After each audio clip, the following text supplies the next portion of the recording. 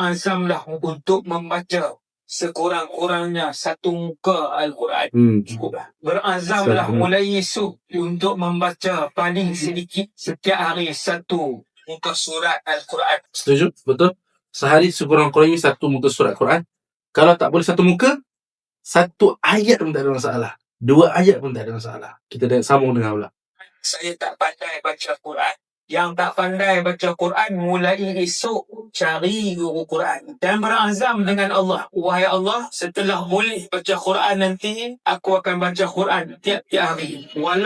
Betul. Apa yang Ustaz Wadi Anwar katakan ni sangat-sangat betul. Kau kena target, bacalah satu muka surat sehari. Dan nasihat saya, kalau tak boleh satu muka, at least setengah muka. Kalau tak boleh setengah muka, 3 ayat. Tak boleh 3 ayat, 2 ayat. At least paling lemah pun 1 ayat. Sebab apa? Nabi SAW bersabda, Iqra' warattil warqa. Bacalah Al-Quran dengan tartil, yakni dengan tadabbur warqa. Kedudukan kau di hari akhirat kelak akan dinaikkan oleh Allah Azza wa Jalla. Dia mengikut kepada kadar berapa banyak ayat yang kau tadabbur, yang kau baca dalam hidup kau. Biarlah sedikit yang kau baca, tapi istiqamah. Allah suka kedudukan kau kat syurga nanti makin tinggi. So betul lah apa yang Ustaz Wadi Anwar katakan ni.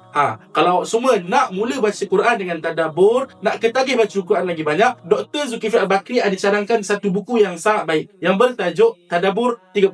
Buku Tadabbur 30 ni sangat baik sebab Dr. Zulkifli kata dia gunakan bahasa orang awam. Memang mudah untuk faham. Awak tak perlu belajar usul fiqh, tak perlu belajar usul tafsir, tak perlu belajar nahwu, tak perlu baca balaghah. Awak boleh baca. Budak-budak pun boleh baca. Ramai baca dan menangis. So jom mulakan langkah. Sebab buku ni tadabbur 114 surah, 6,236 ayat Quran, dan ada tadabbur hidayah dan taqwa, ada tadabbur 4 musim emosi dengan 99 Asmaul Husna. So jom dapatkan sekarang sebab kita ada offer nak bagi kelas percuma. Syarah juzuk 1 ke juzuk 30. Percuma sahaja. Jom dapatkan sekarang sebelum offer ni habis. Tuan-tuan dan puan-puan yang dirahmati Allah, buku Tadabbur 30 adalah buku yang cukup sesuai pendamping dalam hidup kita.